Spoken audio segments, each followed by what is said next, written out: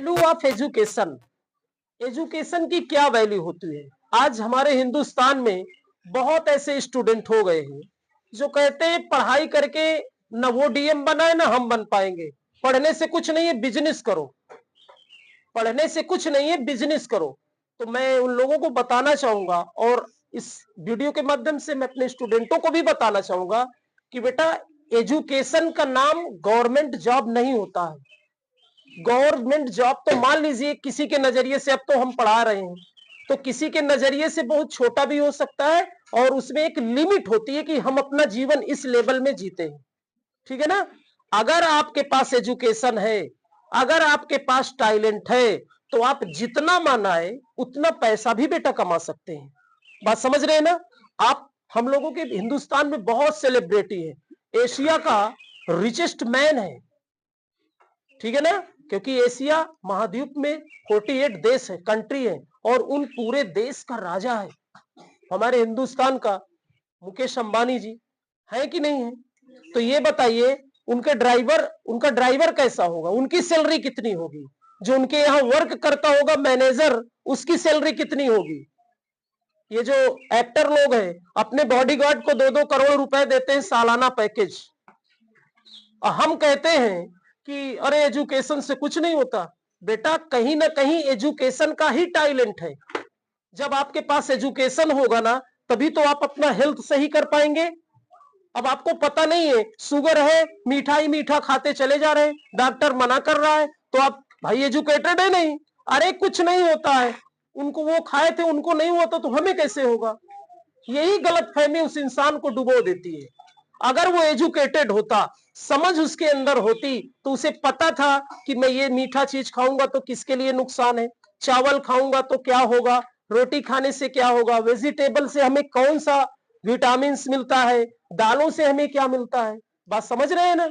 तो यही एक सबसे बड़ा फंडा है। तो मेरा मतलब ये है कि आप एजुकेट होइए, एजुकेशन लीजिए, जितना ले सकते हैं उतना।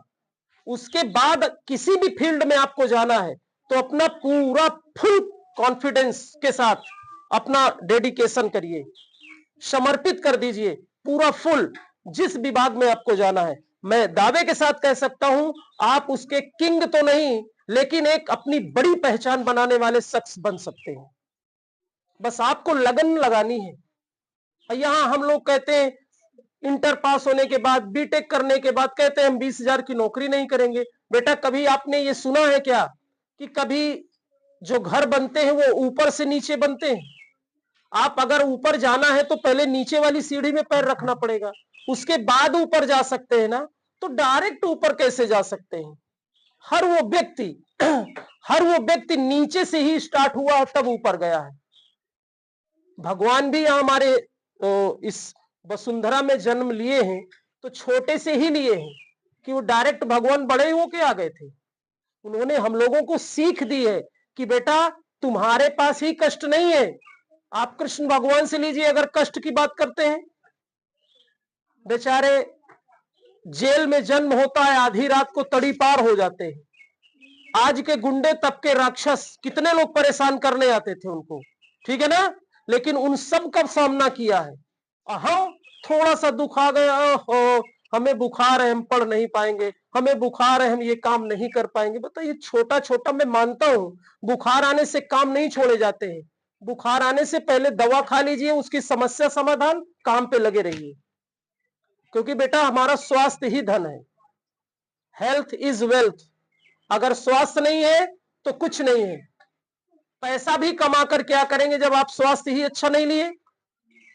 डॉक्टर मना कर देता है, आलू नहीं खाना, मीठे में कुछ खाना नहीं, पनीर खाना नहीं, सिर्फ आपको नमक रोटी और दाल सादी खाना है। तो बताइए, जीवन भर पैसा कमाएं सिर्फ इसी के लिए?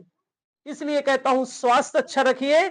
आपको ये मैं नहीं कह रहा हूं कि फिर उसके बाद आप रिकॉर्ड तोड़ मसाले की ही चीजें खाएं, यानी हर एक चीज का हम स्वाद ले सकते हैं। और हेल्थ बढ़िया रहेगा तो हम अच्छे से काम भी कर सकते हैं।